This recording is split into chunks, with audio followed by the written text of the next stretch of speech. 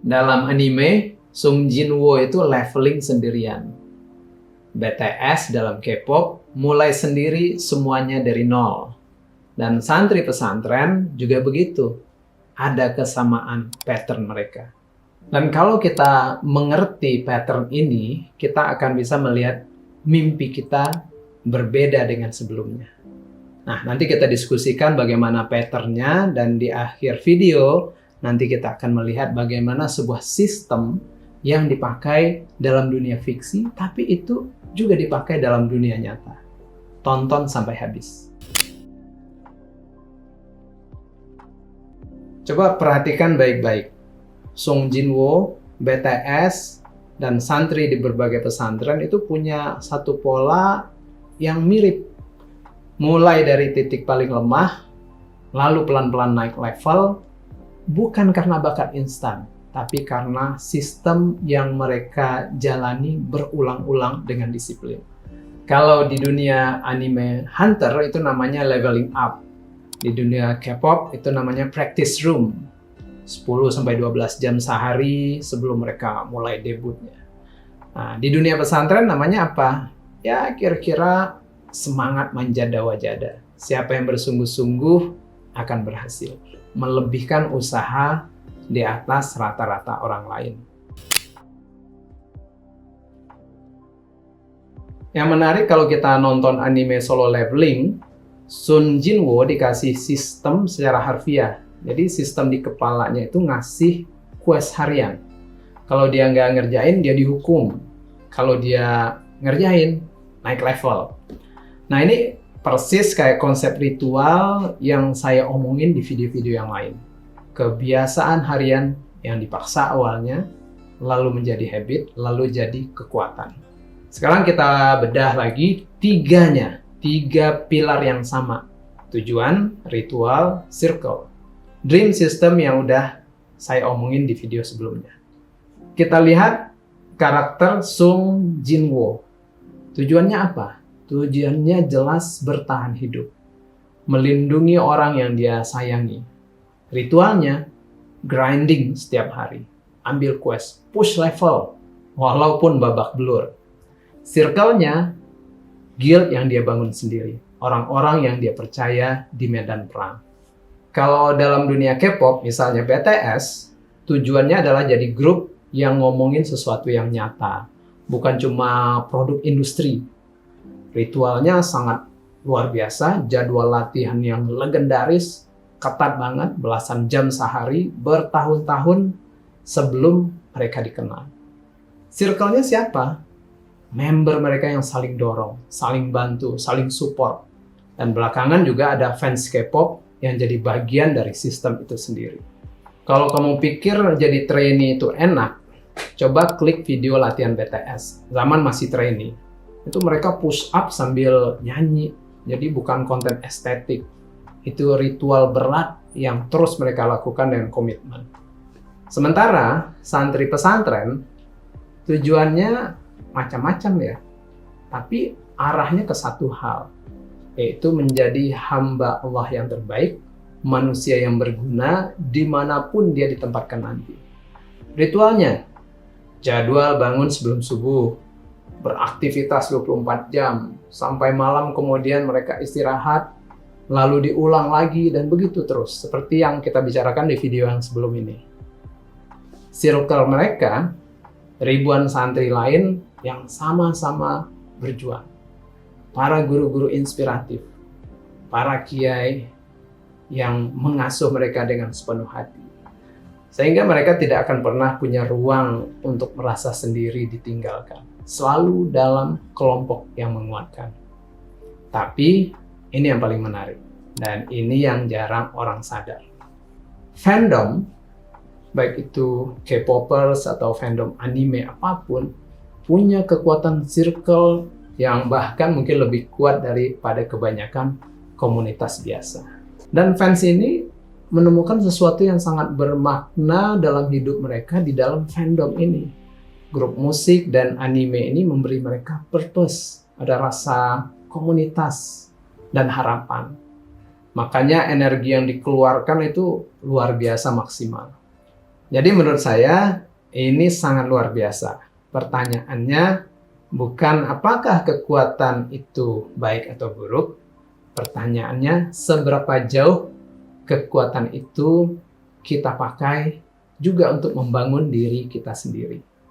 Saya ngomong ini bukan buat mempermasalahkan fandom, justru sebaliknya. Coba pikir, fandom bisa ngumpulin dana bencana hanya dalam hitungan jam, langsung terkumpul. Bikin trending topik dalam semalam. Bahkan bikin seseorang yang tadinya merasa sendirian punya ribuan teman yang paham dia. Ini bukan kekuatan kecil. Ini bukti bahwa manusia bisa membangun komunitas yang solid ketika punya tujuan yang sama. Nah, yang bikin saya penasaran adalah ini. Kalau kita sudah terbukti punya kemampuan sebesar itu untuk bergerak, mendukung sesuatu yang kita cintai, bagaimana kalau sebagian energi yang sama kita arahkan untuk mengejar ilmu, membangun bisnis, mewujudkan impian, bukan mengganti fandom, tapi melengkapinya. Jadi kalau fandom sudah mengajarkan kita berkomitmen, bekerja sama, konsisten, kita akan terus pegang semangat ini untuk membawa energi itu ke mimpi kita sendiri. Bayangkan semangat yang sama kita gunakan untuk menggerakkan versi terbaik diri kita. Ngomong-ngomong tentang circle tadi ya, ada satu hal yang sering bikin orang salah paham, loyalitas. Fandom sering dianggap berlebihan, sementara bentuk loyalitas lain dianggap mulia. Padahal menurut saya, keduanya sama-sama menunjukkan sesuatu yang luar biasa. Coba kita lihat sebagai contoh. Ada K-popers rela begadang demi voting award. Menunggu comeback tengah malam, menghafal lirik, mengumpulkan donasi ketika komunitas bergerak. Itu butuh disiplin yang luar biasa, kerjasama dan komitmen yang nyata. Di sisi lain kita lihat santri menjalani rutinitas dari sebelum subuh berputar sampai nanti subuh lagi. Mereka belajar, menghafal, beribadah, berorganisasi, berolahraga. Yang mereka lakukan adalah melatih disiplin, komitmen, lahiriah, batiniah. Perjalanan spiritualnya juga tidak kalah hebat. Nah, ini dilakukan bertahun-tahun, tapi baru kemudian kadang-kadang sadar manfaatnya setelah mereka lulus. Jadi kalau kita lihat sekilas dari luar, kedua situasi itu terlihat sepertinya luar biasa, agak ekstrim bahkan. Tapi justru disitulah menariknya. Dua dunia yang kelihatannya jauh, ternyata punya satu kesamaan. Manusia ternyata mampu berkomitmen luar biasa ketika menemukan sesuatu yang rasanya benar-benar bermakna di hati mereka. Jadi yang membedakan bukan masalah kuat dan lemahnya loyalitas. Yang berbeda adalah kemana energi itu paling banyak diarahkan, dialirkan. Di fandom, energi ini banyak tercurah untuk mendukung sesuatu yang dicintai. Artis, karya, komunitas yang menginspirasi. Di pesantren, energi yang sama lebih banyak diarahkan untuk membantu diri melalui kebiasaan, melalui riyadhah, ilmu dan latihan lahir batin. Dan saya rasa dua-duanya tidak harus saling meniadakan. Kalau kamu bisa konsisten begadang demi comeback, hafal ratusan episode anime, ikut menggerakkan komunitas, itu berarti kamu sebenarnya sudah punya modal luar biasa, yaitu kemampuan untuk komitmen. The ability to commit. Jadi pertanyaannya bukan haruskah saya berhenti jadi K-popers atau haruskah saya berhenti menikmati anime? Bukan begitu. Pertanyaannya jauh lebih sederhana. Dari 24 jam waktu yang kita punya, apakah sebagian dari disiplin dan energi itu sudah kita investasikan membangun diri dan mimpi kita sendiri? Karena kalau suatu hari fandom membantumu menjadi pribadi yang lebih berani, lebih terampil, lebih dekat dengan cita-cita, menurut saya itu adalah bentuk loyalitas yang paling lengkap. Saya membayangkan kalau ada santri yang juga K-popers, dia mungkin bisa bilang, saya ngevote sebagai bagian dari latihan disiplin. Kalau saya sanggup bangun jam 3 pagi buat streaming, kenapa saya nggak sanggup bangun pagi jam 3 buat ngaji dan murojaah? Dia nggak milih salah satu, dia pakai yang satu buat ngelatih yang lain. Jadi ini yang saya maksud dengan mindset transfer. Jadi kita nggak berhenti di satu dunia buat masuk ke dunia lain. Tapi kita ambil kekuatan yang udah kebentuk di satu dunia dan sengaja dipindahin ke dunia yang lain yang kamu juga peduli. Oke, ini yang saya bayangin ya buat having fun kita aja.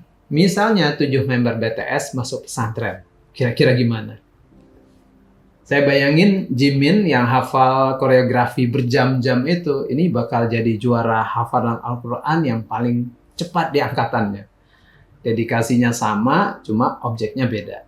RM yang belajar bahasa Inggris otodidak dari nonton serial dari luar, bakal jadi santri paling jago public speaking 3 bahasa. Dan saya yakin minimal satu dari mereka bakal jadi ketua organisasi santri. Ya, ini cuma bercandaan, tapi di balik bercanda itu ada poin serius. Discipline is portable. Disiplin itu portable, bisa dipindahin.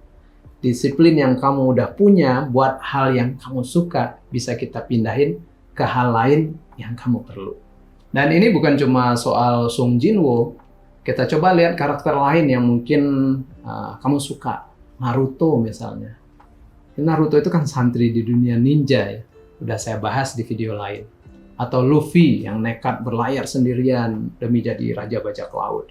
Padahal nggak bisa berenang. Atau Deku yang latihan 10 bulan non-stop biar dapat kekuatan yang orang lain udah punya dari lahir. Semua karakter ini memang fiksi, tapi mentalitasnya nggak fiksi. Tujuannya jelas, ritual yang konsisten, dan circle yang mendukung mereka. Ini bukan formula anime. Ini formula manusia yang dibungkus cerita yang bikin kamu lebih gampang ingat. Dan yang menariknya, penulis-penulis cerita ini kemungkinan besar nggak baca teori psikologi tentang goal setting atau habit formation. Tapi mereka tahu secara insting, cerita yang paling nempel di hati manusia itu cerita tentang orang yang mulai dari nol. From zero to hero. Punya arah dan nggak sendirian. Ini bukan kebetulan, ini adalah pattern yang universal. Dari dunia ninja, dunia bajak laut, sampai dunia nyata di pesantren kecil di kaki gunung. Karena itu, kalau kamu rewatch anime favorit, atau dengerin lagu BTS yang paling kamu suka, coba perhatiin. Elemen mana dari cerita itu yang bikin kamu paling terhubung, terkonek? Kemungkinan besar, itu bukan powernya. Itu perjuangannya. Dan perjuangan itu, formulanya sama. Kayak yang bisa kamu pakai buat hidup kamu sendiri. Jadi kalau kita balik ke judul video ini, apa hubungan solo leveling, BTS, dan santri sama mimpi kamu? Jawabannya, kamu udah punya buktinya sendiri. Kamu cuma belum sadar. Kalau kamu sanggup nonton 1 season penuh dalam semalam, sanggup nabung buat tiket konser bertahun-tahun, sanggup grinding di game sampai jam 3 pagi, kamu itu udah punya bukti bahwa kamu sanggup punya tujuan yang jelas, ritual yang konsisten, dan circle yang mendukung. Kamu tuh udah jalanin dream systemnya. Buat sesuatu yang kamu suka. Passion buat hobi dan passion buat mimpi itu tidak harus saling meniadakan. Bisa sejalan. Yang berkurang bukan kapasitas kamu buat komitmen. Yang kurang cuma kesadaran buat sengaja milih kemana komitmen itu diarahin dan kapan. Jadi pertanyaannya bukan apakah kamu sanggup, pertanyaannya kapan kamu mau bersedia memindahkan kesanggupan itu ke mimpi yang benar-benar mimpi kamu sendiri, mimpi yang datang dari hati kamu sendiri. Kita bisa misalnya coba latihan kecil. Ambil misalnya satu hal yang kamu udah lakuin buat hobi. Baik itu nyari info detail sebuah grup, ngikutin update, disiplin nabung, terus tanya diri sendiri, Kalau energi ini saya pakai buat skripsi saya, buat bangun bisnis kecil, buat belajar skill baru, hasilnya bakal kayak apa? Kamu nggak perlu energi baru, energinya sudah ada, cuma perlu arah baru saja. Dan ini yang paling penting, kesanggupan itu sudah ada di dalam diri kamu dari dulu. Sudah terbukti, ada fandom, ada hobi, ada game, itu bukan bukti kamu malas. Itu bukti bahwa otot komitmen kamu itu udah kebentuk dari dulu. Tinggal dipindahin arahnya ke arah yang benar. Oke, kita recap cepat ya. Solo leveling, BTS, dan santri kelihatan datang dari dunia yang berbeda. Tapi tiga-tiganya jalan di sistem yang sama. Tujuan yang jelas, ritual yang diulang, circle yang mendukung. Bedanya cuma satu, kemana kamu arahin sistem itu. Kalau kamu K-popers atau suka anime, atau kamu suka apapun yang butuh dedikasi tinggi, kamu bukan buang waktu. Karena kamu udah latihan skill paling penting, membangun komitmen, otot komitmen. Jadi tinggal kamu pindahin aja tuh ke tempat yang tepat, tanpa harus berhenti menikmati yang kamu suka. Jadi semboyan manjada wajada itu bukan cuma buat santri. Siapapun yang bersungguh-sungguh dengan sistem yang benar akan berhasil. Bahkan hunter terlemah di dunianya sendiri bisa berhasil. Bukan berarti kamu harus memilih antara fans atau jadi orang yang punya mimpi besar. Kamu bisa dua-duanya, bisa berjalan seiring. Saya juga kadang baca komik, masih suka nonton film. Yang penting itu ada waktu yang kamu sisihkan secara sadar buat mimpi kamu sendiri. Sekecil apapun langkahnya hari ini. Nah, kalau video ini bikin kamu melihat hobi kamu dengan cara yang baru, boleh follow. Karena tiap Senin saya akan bikin video kayak gini. Cerita yang bikin kamu mikir, bukan cuma ngerasa relate sesaat. Dan tentu saja tulis di komentar ya, karakter fiksi mana yang menurut kamu paling manjada wajada. Saya penasaran, kira-kira kalian akan nulis apa, dan saya akan baca satu-satu. Sampai ketemu Senin depan.